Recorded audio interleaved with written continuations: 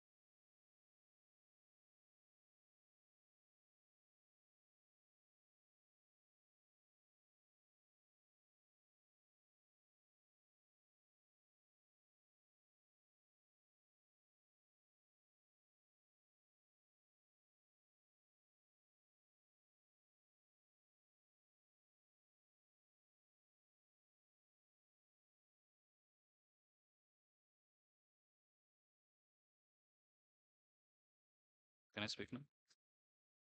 Can I start?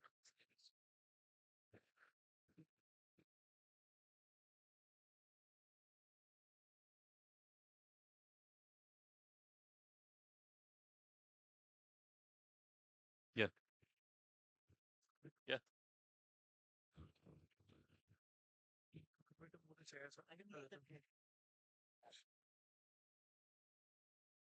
Okay. Thank you. Hello. Good morning, everyone. It's amazing to be here in RGUKT, this Qiskit festival.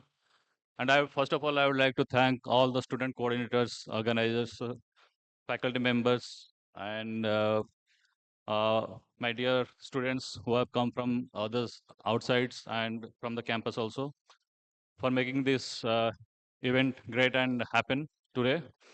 So I'm Ranjan Swain, and thanks, ma'am, for the nice introduction. Right now, I am working as a senior technical leader in IBM Watson X Center of Excellence. Also, I am a IBM Quantum Ambassador. So today's session, I'm going to talk about basics of quantum computing. Basically, it would be a refresher, as well as quantum algorithms. And basically, it will be a mix of, a little bit of theory, intuition, a little bit of mathematics, and Qiskit hands-on at the end. So in the interest of time,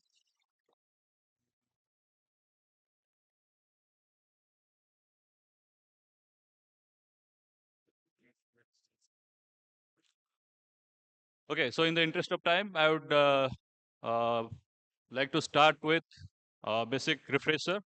So just give me a hands up whether you are able to see my screen or not. Okay, thank you.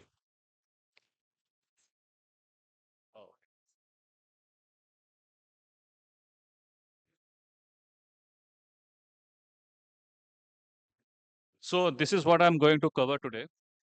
Uh, a quick refresher of quantum computing. I will just start from scratch. What is quantum computing? I know most of you must be knowing about bits, qubits, everything, but I will just touch upon those. I'll just go through quickly so that it will be a refresher for all of you before I start the quantum algorithm. So then I will go with quantum algorithms, a historical perspective.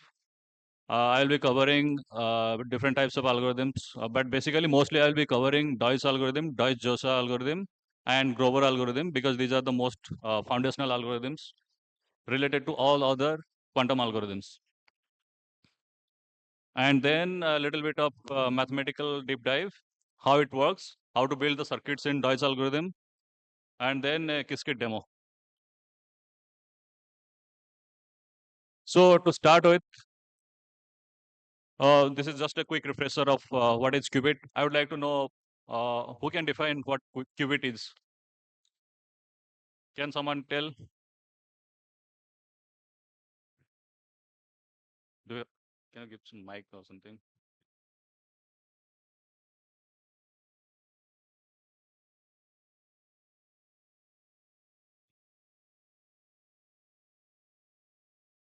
Yeah, what is a qubit? I would like to know.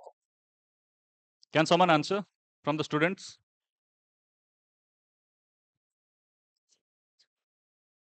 Hello. Generally, qubit is an quantum information. Like, to be honest, it is a state, sir, which can be 0 and 1 at the same time. Okay, so how is it different from bit?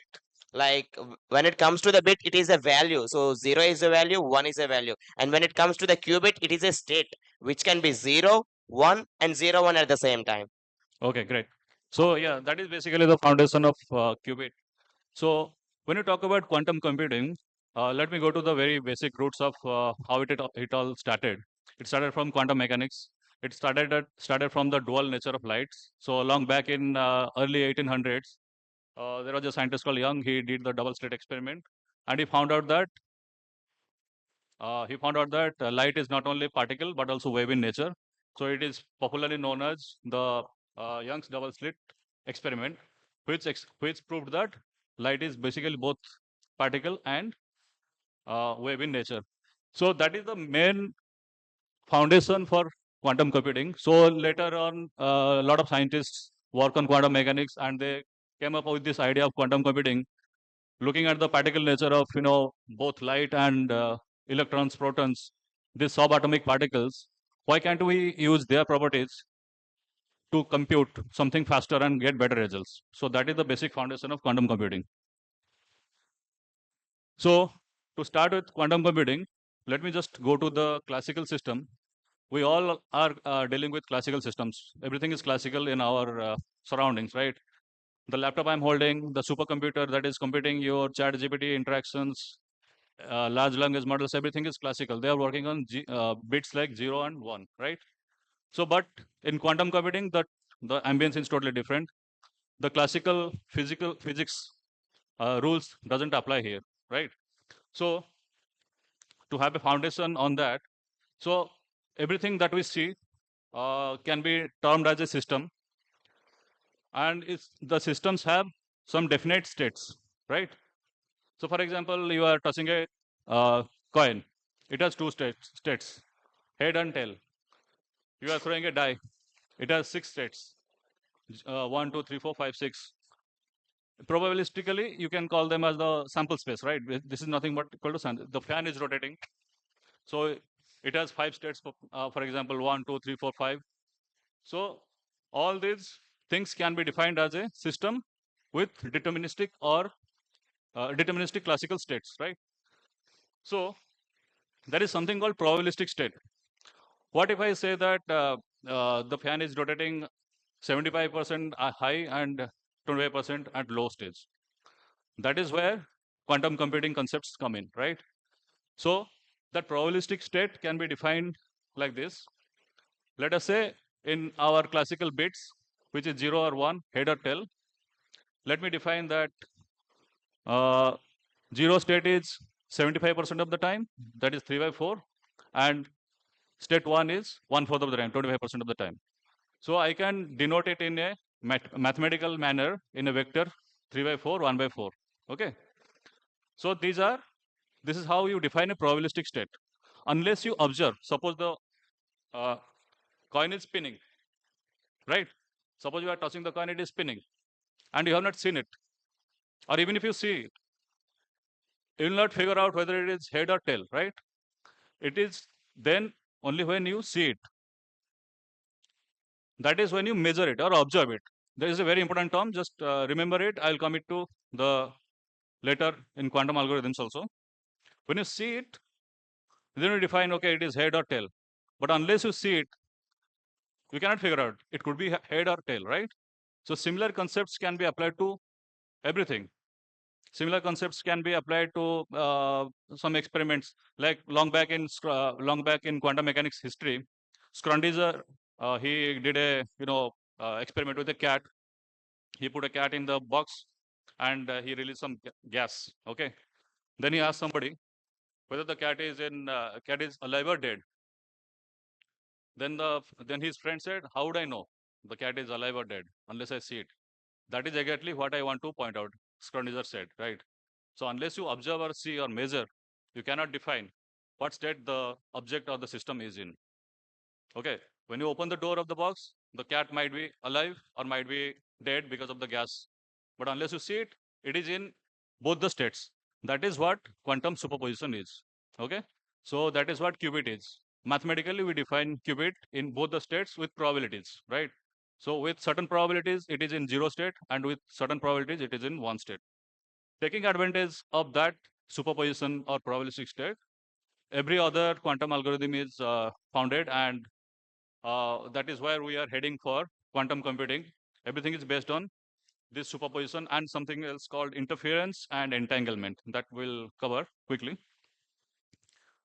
So everything is clear? Are any questions? Okay. Let me move ahead. I'll just quickly skim through the notations and the important terminologies that will be used for the quantum algorithm. So there is a ket notation.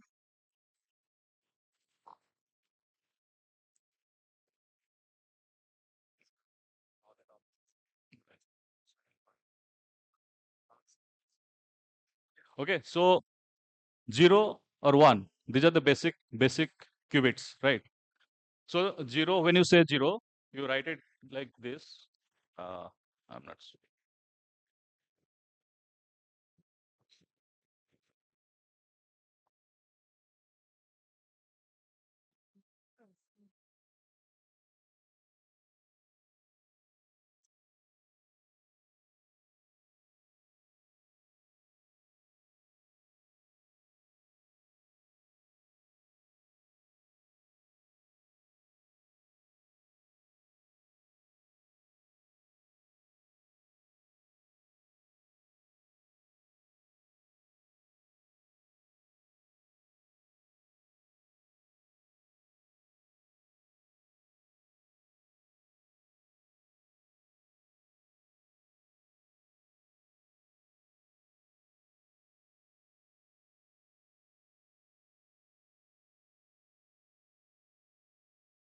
Okay, sorry. So what I was saying is that how to uh, denote these qubits, right? So 0, we define it as 1, 0, and 1, we define as 0 and 1. So this is read as ket 0 and ket 1. So any qubit can be defined in these two bases, right? So for example, this 3 by 4, 1 by 4, this is a qubit. We can write it in the form of 0 and 1 basis states like this, okay? And then there is the Bra notation. This is the opposite. This is the row form of ket. So ket 0 is 1, 0 in a vector form. And then Bra 0 is 1, 0 in a row form, okay? And then you combine bracket. That is nothing but the inner product. You write it like this. Ket 0 and Bra 0 bracket 1, 0, 1, 0, that is 1, okay? So these are the basics. Then how do you define this tossing of the coin in quantum notation. So let us say 50% of the time it is heads, 50% of the time it is tails. So you can write half half, half of the time it's heads, and half of the time it's tails. Like this, you can denote. And then this is the general notation. You can write any qubit. This is a qubit psi. You can write it in this form with 0 and 1. Okay. And these alpha and beta are the complex numbers.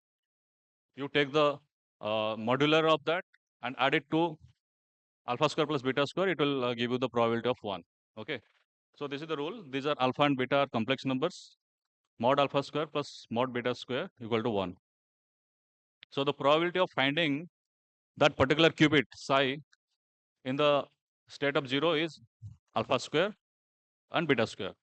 For example, if I write psi equal to 0.80 and 0.61, in general, I write it like this. So the probability of finding a 0 in this qubit is 0.8 square, that is 64%, and then finding 1 is 36%. And these are two very important terminologies. Please try to remember. That is why I have marked it in the square box. This is called Hadamard basis. We denoted it by plus and minus. So plus is nothing but 1 by root 2 0 plus 1 by root 2 1. Similarly, minus is this 1 by root 2 0 minus 1 by root 2 minus 1. So these two particular expressions will be frequently used in quantum algorithms. And these are the difference between bits and qubits. So I'll just skip through that. And what is the difference between gates, classical computing gates and quantum computing gates. So classical computing, the gates are not reversible, but quantum computing gates are reversible.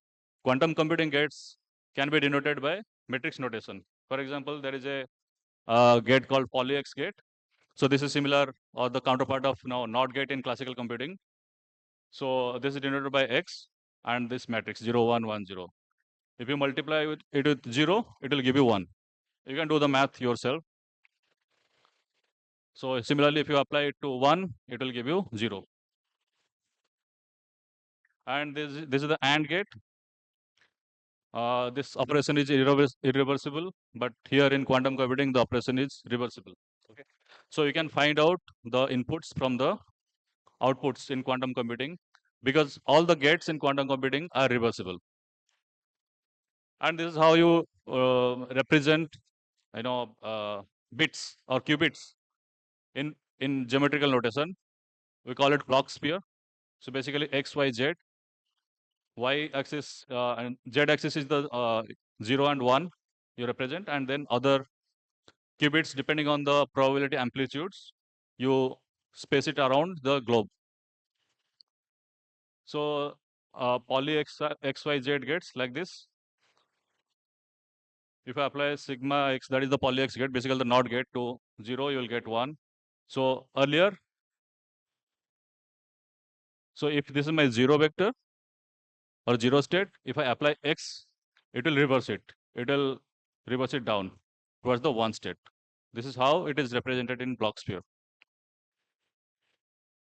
So similarly, other gates are there, X, Y, Z gates. So these are the matrix notations of each of these gates. So similarly, Z gate, applies a negative phase to the qubits. So your 0, 1 state will become 0, -1 state. That is what it is doing. Similarly, Y gate is there. And the most important gate for quantum algorithms is the the Hadamard gate. So just remember this slide, it's very important.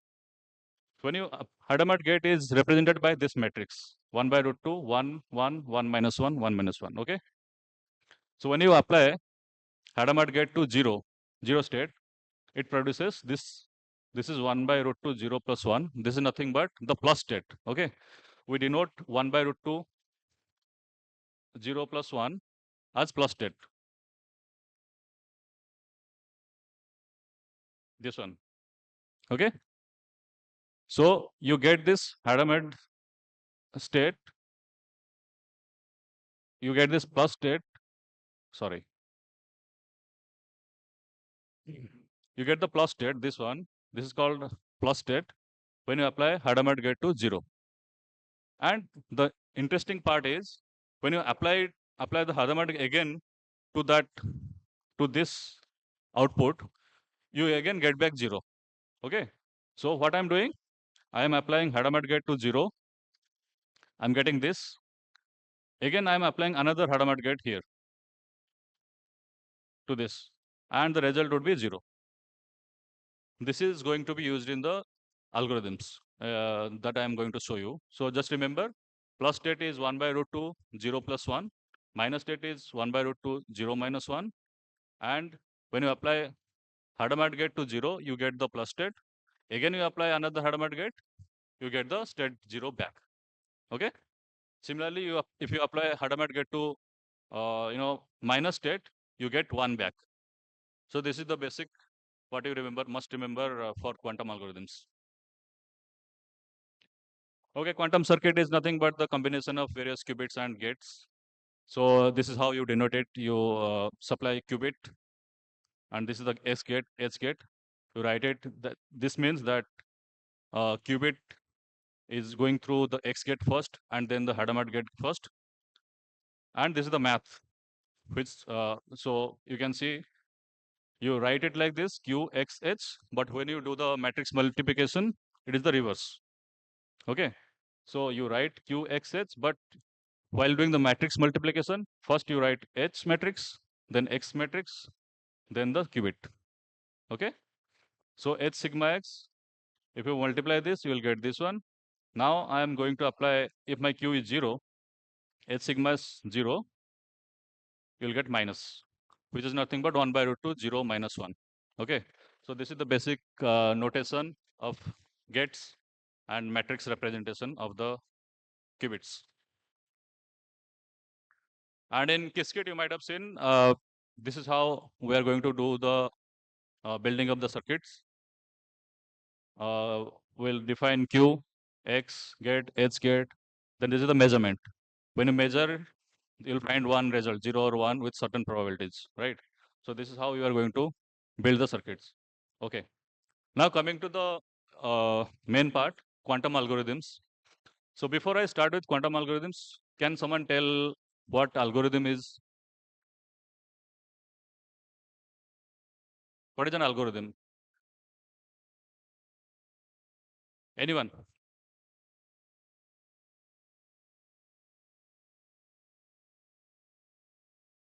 Sorry.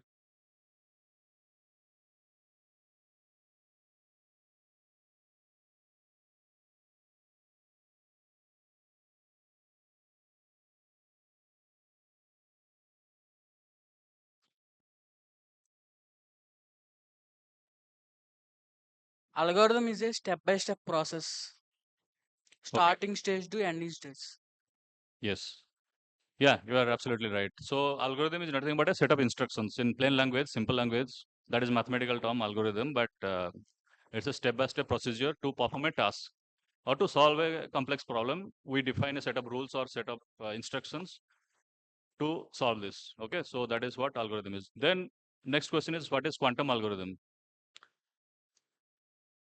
Quantum algorithm is nothing but a algorithm or a set of rules or a set of instructions which uses the principles of quantum mechanics.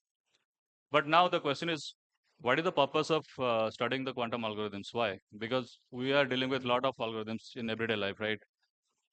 We are all now AI or data science, machine learning, chat GPT, large language models, LLMs, agents. These are all our daily part and parcel of life. They have become the part of life now, and they are nothing but algorithms, right? Then why quantum algorithms? Are not they enough? Then why do we need to study quantum algorithms?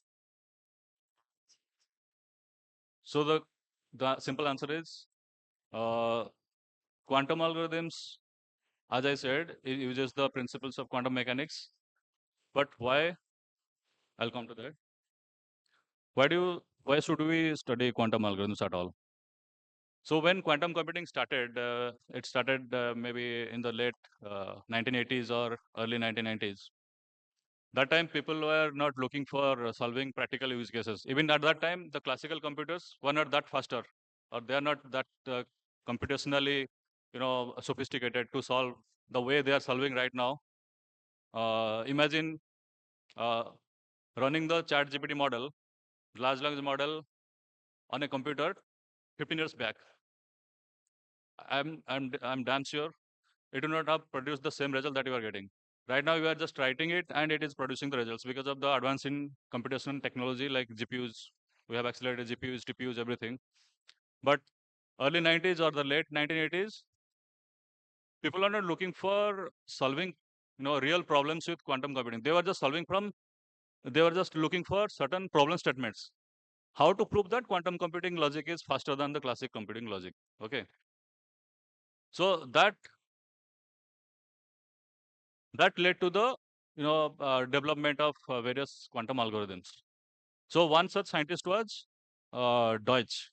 So in 1992, he showed that quantum computing logic is faster than classical computer logic. Okay, so that is called the Deutsch algorithm.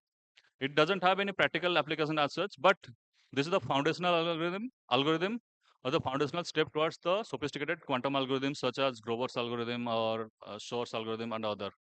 The modern algorithms like VQA and uh, uh, you know variational quantum eigenvector algorithms. These are all sophisticated algorithms, but Deutsch algorithm is the basic foundational algorithm which gave rise to all these algorithms. Okay, so to simplify the process, how do you measure the performance of computing systems?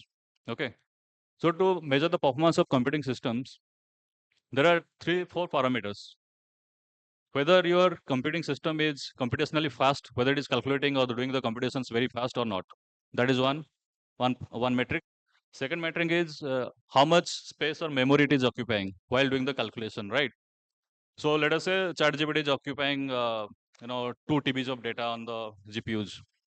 It's not good, right?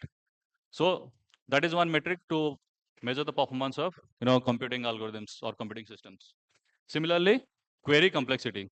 How many calls you are making to the computing system and how fast it is returning the answer. That is also how you measure computing performance. So this is the history of quantum algorithms. As I said, 1992, Jozsa. Deutsch came up with that simple algorithm to prove that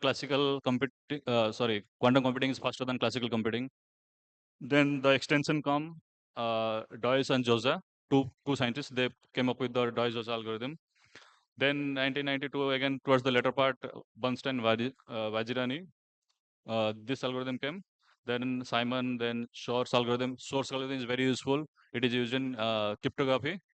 Basically, you factor out weak prime numbers, which was not or which is not possible at all with classic computers. Then came in 1996 Grover's algorithm, which is a search algorithm. You search unsorted database quickly, and Grover showed the practical use case of quantum algorithms. Okay. Then we have sophisticated algorithms, as I said, VQE, QAOA, and then one big thing IBM did in 2016, IBM made the quantum computers available on the cloud. So right now anybody can access quantum computers, but with limited, depending on the subscription. But you can also run the programs on the quantum computers. Then we have other sophisticated algorithms like pricing option. All these use cases came later. So as I said, Deutsch algorithm is the basic algorithm and the foundational algorithm for all the quantum algorithms. So what is it exactly? Any idea who already knows what Deutsch algorithm is?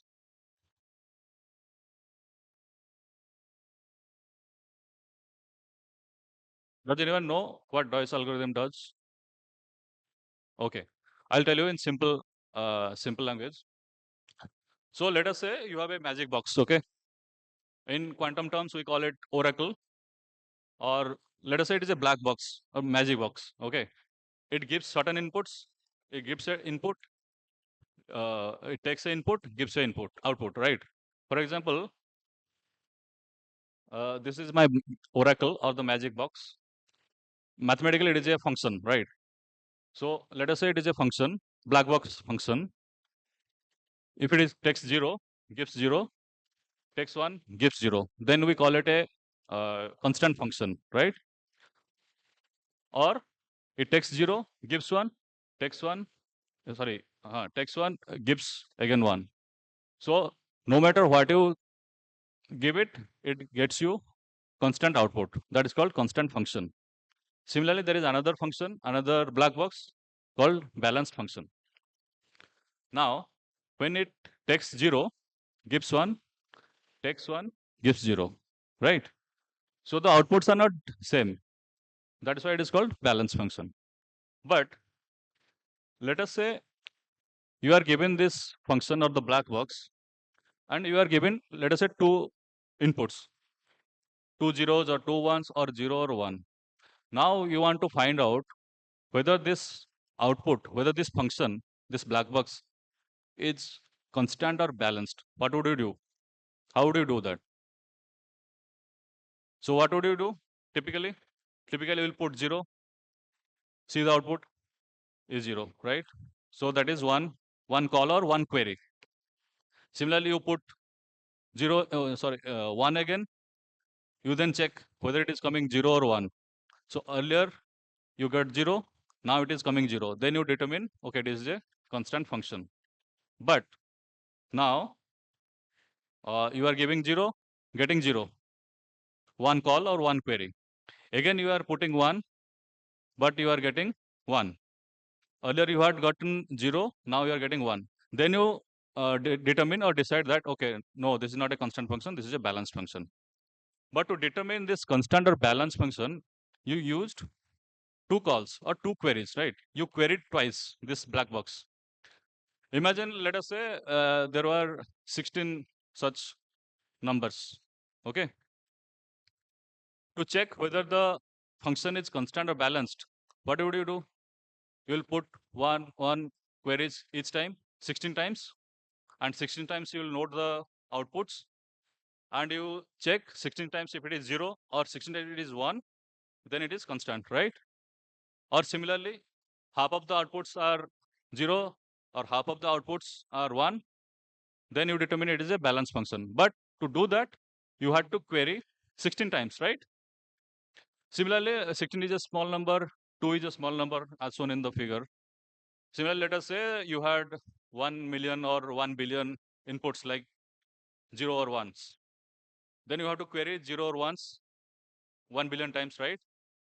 What if I say this Deutsch algorithm, it promises just with one call, one query, you will figure out whether it is a constant or a balanced function. So you give all the inputs once, apply Deutsch algorithm, you get to know whether it is a constant or balanced function, whether all the outputs will be all zeros, all ones, or half of them will be zeros or half of the ones. Okay, so that is the essence of Deutsch algorithm. So that is what I have defined here. F0 equal to F1, then F is constant. F0, F1 is not equal, then F is balanced. So classical computers need two queries of the function to check whether the output is coming balanced or constant. So if you define in terms of n, it will be 2 to the power n minus 1 plus 1. So if you have n strings, n inputs, at least you have to try 2 to the power n minus 1 plus 1 times. Okay. So if you have 16 inputs, at least you have to try 16's half is 8. 8 times you try, you check zeros. Still you have to try one more time. That means 9 times. At least to check whether the next output is 1 or 0. Then only you will be certain, okay, all the functions will be zeros or ones, or half of them will be 0 or 1. So in mathematical terms, it is 2 to the power n minus 1 plus 1. But the Deutsch algorithm promises that with just one call, you will be able to determine whether all my outputs are going to be zeros or ones, whether it is going to be constant or a balanced function. So how do you do that? To do that, we define the oracle like this. Okay, oracle means I'm defining it as a UF, as a gate. Basically, it's a quantum gate. Two qubits will be going as input, x and y, and the outputs will be, the first qubit will be remaining same. The second qubit would be defined like this: y XOR f of x. Okay, so this is the typical output. This is the oracle. Okay, so this y XOR f of x is nothing but Ajay is you might be knowing, this is the CNOT gate. This same as XOR gate of classical computing. Okay, so remember this formula. This will be useful in the deriving the algorithm. So I apply x and y, two inputs. I can write them as x into y. So this is nothing but your, we call it product, cross product of the qubits. So x, y inputs can be defined as, can be written as x, y. Then I'm applying this oracle UF, and then I'm getting x, y plus fx. So remember this one. Now, just to show how it works, now I put y equal to 0. What will happen? So if x is something, I'm giving y equal to 0. The output will be x, y is 0, XOR f of x,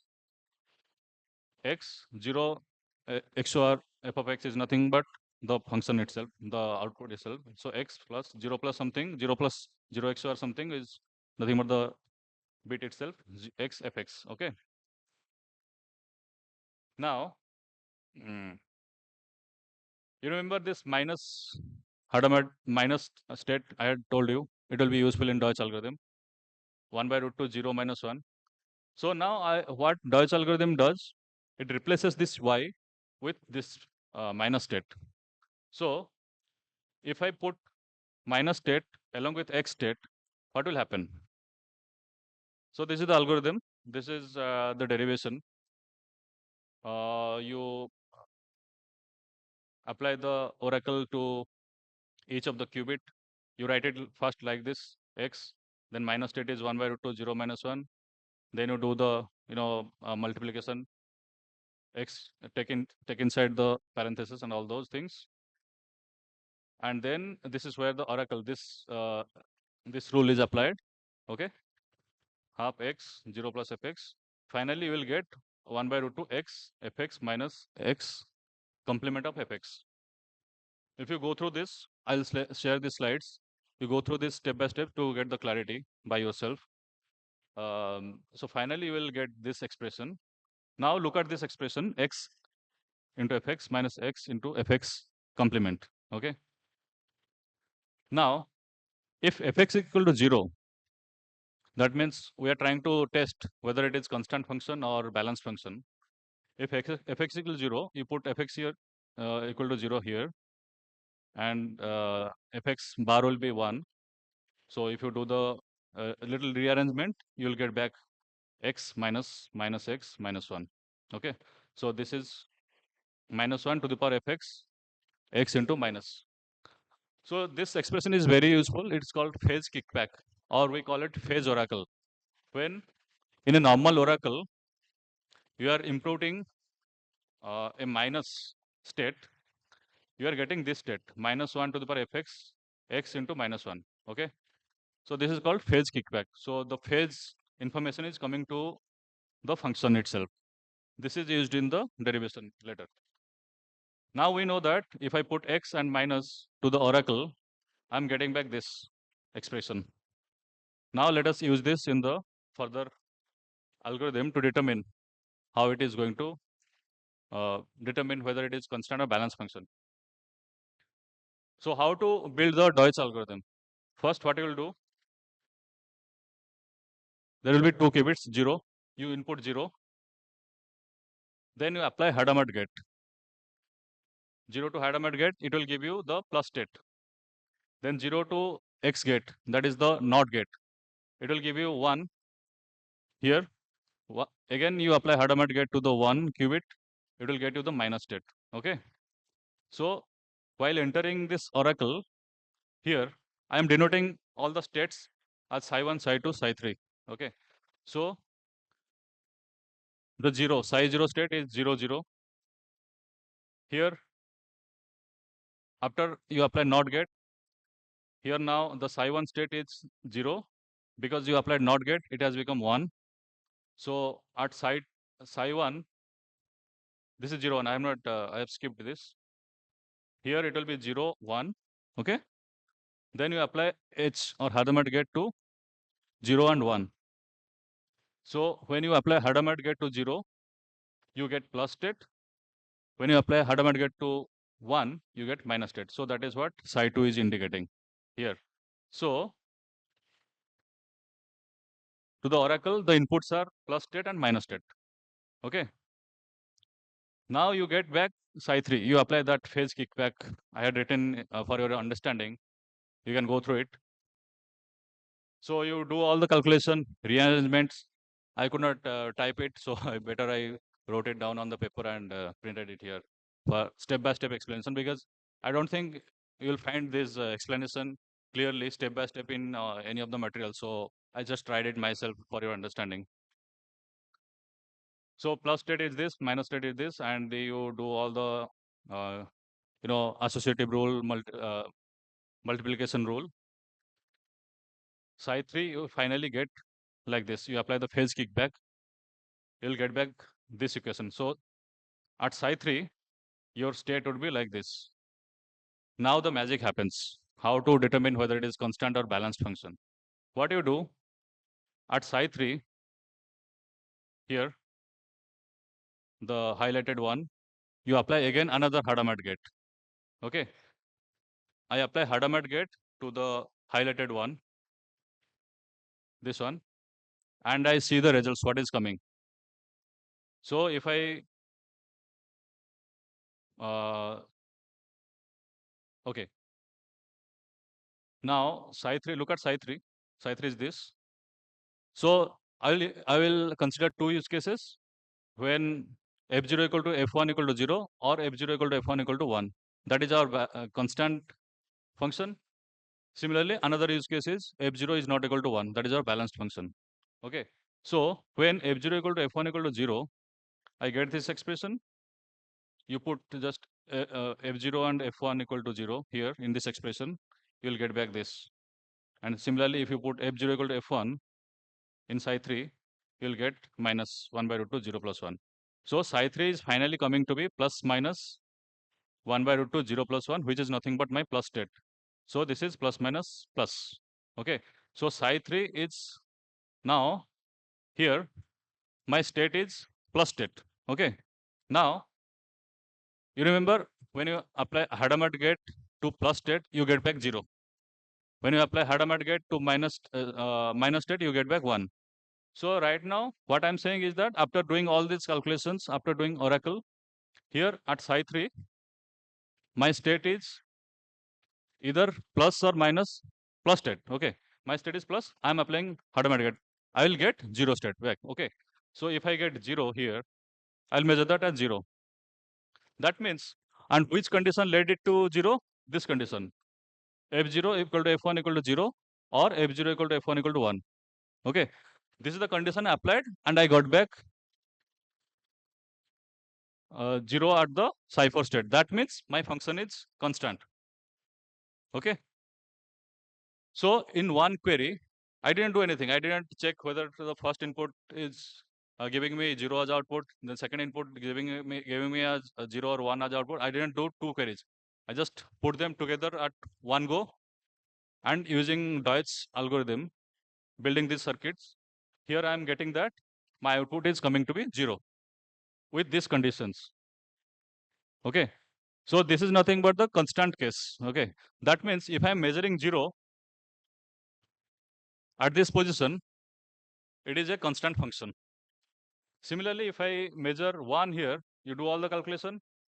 If psi4 is giving 1, it is a balanced function. Okay. So this is how Deutsch algorithm works. I know it'll take little time to understand properly, but this is the essence. This is how you build the Deutsch algorithm. In one go, you put all the inputs and just measure. If it is 0, if the measurement says that it is 0, it is a constant function. If it is a 1, it is a balanced function. That's it. Similarly, I'm just showing you two inputs. It can be extended to billions of inputs also. Okay, so that is the extension called Deutsch-Jozsa algorithm. So you put all the inputs together and measure. If all the inputs are giving 0 at the psi4 stage, it is a constant function. And if it is giving 1 at the psi4 stage, it is balance function. So you can imagine how much speed up has happened over the classical logic, right? So how you build it? So it's very simple. Take two inputs, take two qubits, 0 and 1, apply Hadamard gate, apply the oracle, then again apply the Hadamard gate, you will get the Deutsch algorithm completed. It will give you whether it is 0 or 1. Okay, I'll show you in Qiskit also. Now comes the Deutsch-Jozsa algorithm. That is nothing but the extension. So in Deutsch algorithm, you are just giving 0 or 1 or two inputs. Now, what if I say there are billions of, I have already explained. So, and X could be not only 0 or 1, it could be a string. 0, 0, 0, 0, 0, 1, 0, 1, 0, like this. It could be a string of numbers. So, how many inputs you get? For example, the extension Deutsch-Jozsa algorithm, the input should be strings like this 0, 0, 0, 0, 0, 1, like that, n numbers. If you are getting all zeros, then it is constant function. If you are getting all ones, again, it's a constant function. But if you are getting half of them as zeros, half of them as ones, then it is a balanced function. Same application, but the circuits will be changed. How the circuit will be changed? Only the upper person. In the Deutsch algorithm, the basic algorithm, you had only 1 0. Now what you will do? You will put n number of zeros as input. So that is denoted by like this. So 0 cross n. That means you have put n zeros into the oracle. And similarly, you have applied h cross n. That means you have applied n number of Hadamard gates to the zeros. Okay. And then again, you are applying Hadamard gate n times, and then you are measuring. Okay. So if you are measuring all zeros here, then it is constant function. If you are measuring all ones here, you are getting balanced function. This is how it is. This is the essence of Deutsch-Jozsa algorithm. And these are the derivation. You can go through it later. Just step by step, I have made it very clear to understand. So everything is same as the simple Deutsch case. 0 and only 2 strings, but it is just a extension like n steps, addition of n steps. So here, that is what I'm saying here. If you are measuring all zeros, then it is a constant function. If you are measuring all ones, then it's a balance function. Okay, so before getting into the Grover's algorithm, I'll not take much time because it's already 1 hour. I'll just show you how to build the circuit in Qiskit.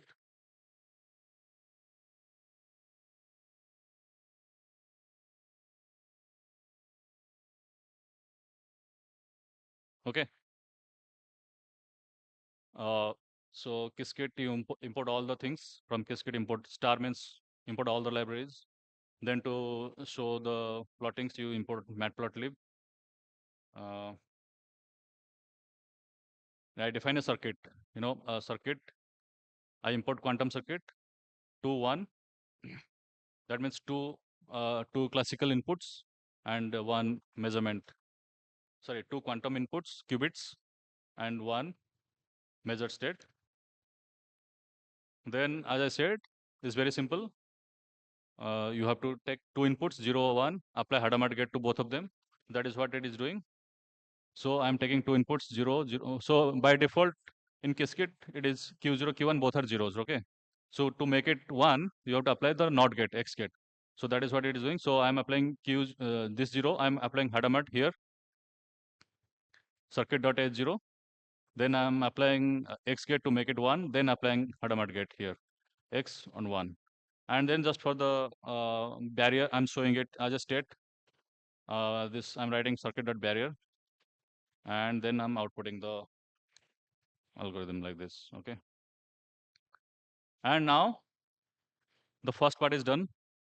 Now coming to the oracle part, how to build the oracle here. This is the oracle, okay? This is the UF notation that I saw. this is nothing but the CNOT. There is a gate called CNOT gate, controlled NOT gate. So if the two bits are 0, 0, it will not change. But if the first bit, the control bit 1, then it will flip the sign. That is nothing but the oracle.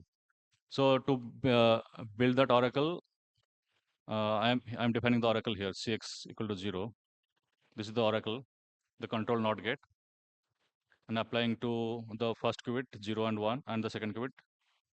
And then again, this is the final Hadamard gate I'm applying here. Once I'm putting the oracle, then I am putting another Hadamard gate on the first circuit, first qubit to get this, okay? Now my Deutsch circuit is complete. Now comes the measurement phase. Now I have to measure here, right? The psi4 state in the explanation. Here I'll put the measurement and I'm done. Now I'll measure. If my measurement is giving 0 with 100% or 1 probability, then it is constant function. If it is giving 1, it is balance function. So very simple. Okay.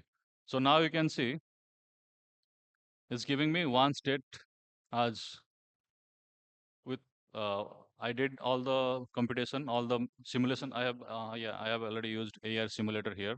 I've used the AR simulator. This is the way you write it, and then you count how many times it is giving the output. So you can see the output is coming as 1. That means it's a balance function. If it had come as 0, it would have been a constant function. So this means that I'm measuring 1 here. Okay. So here I am getting psi3 as the minus state. I'm applying Hadamard gate. I'm getting the 1 state, and I'm measuring that. So this is how you perform Deutsch algorithm, right? Similarly, as a homework, you can take extend it as Deutsch algorithm. You put more qubits, n number of qubits, take any number like 3 or 4, build that circuit and check. So if you're putting n equal to 3, 8 outcomes will be coming, and you will get 0 or 1 like this as the output. Okay. So this was all about Deutsch algorithm. Any questions?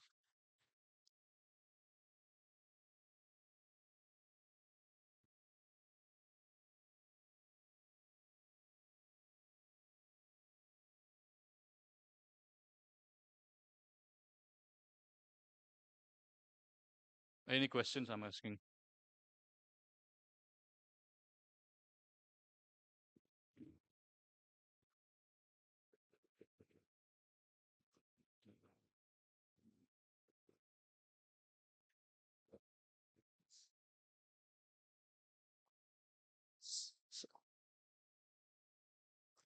So, so as you mentioned, Oracle is some sort of black box, right? Like we don't know what exactly happening in the inside. We just getting output either balanced or constant. So if we don't know what's happening inside, so how can we apply the same thing to the other necessity use cases that we're gonna get in the foreseeable future? Like what my doubt is, like in the black box, like we only get output for the required inputs. We are only getting the output. We don't know what exactly happening inside the black box or the oracle. So if I got a situation where I need to implement the oracle, how will I get to know about the functionality and the implementations that are happening inside the oracle? Okay, so to answer you, okay, the assumption here is that Oracle knows the output. Okay, this is just a way to demonstrate the quantum logic is faster than the classical logic. But in the background, the Oracle knows, but we don't know that what the Oracle knows. Okay, this is how. For example, let us say in a computer you are putting passwords. Okay, let us say 1,000 combinations are there. Computer knows what is the password, but we don't know. So let us say you are a hacker. You want to hack my laptop. I have put a password. When you are entering the exact password in the back end, it is matching all the passwords. If the password matches, it is letting you log in. That is what the Oracle. Now the computer is Oracle. So in the back end, it knows but we don't know that what it knows. The That is, the yeah, hashed password, some other stuff yes, that you're exactly. referring to. So as a classical setup, what I would do, I'll put, let us say, 1,000 combinations are there. As a hacker, I would put all sorts of combinations, 1, 2, 3, 4, all sorts of combinations to check whether I am able to hack this computer or not. So when I found that combination which exactly matches the password, then it will let me in, right? That is what the Oracle. Okay. So Okay, sir. I know this is a counterintuitive, but this is just to demonstrate that the quantum logics can be faster than the classical setup. That is what. Okay, So sir. the Thank you. Oracle knows, but we don't know what the Oracle knows. Yes, I This get is it. how I am going to put it. Okay. Yes, sir. Anything else? Okay, then I'll quickly go through one very useful algorithm. If time is there, just 5-10 minutes. Yeah. So this is a very useful algorithm, Grover's algorithm. That is also, Jozsa algorithm is also kind of related to that. The concepts like phase kickback and all the other things. Um, it's very simple. If you look at in a simplistic manner, but mathematically it will definitely look very complex. So Grover's algorithm is nothing but what the problem is. This what you asked right now, what he asked. Let us say there are many passwords, and you want to find out which one matches. So find one marked item among n unsorted items, right? So let us say there are n items, and you have to query one each time, right? N times you have to query to find out the right match. That is what the essence of Grover's algorithm. So Grover's algorithm says instead of trying or experimenting for n times, you can do it root n times in the order of root n times. That is what the essence of Grover's algorithm is. Okay. So that is also quadratic speed up. So let me just show you one quick classic example. So simple example, let us say there is a list of numbers 5, 4, 6, 9, 1, 3, 7, 8, 9, right? I don't know which place this, I want to find one number, let us say number 8. Okay. So if right now I'm seeing the list, that's why I can directly tell it is at the last but one position. But if it is not there, what I have to do, I have to query sequentially. I have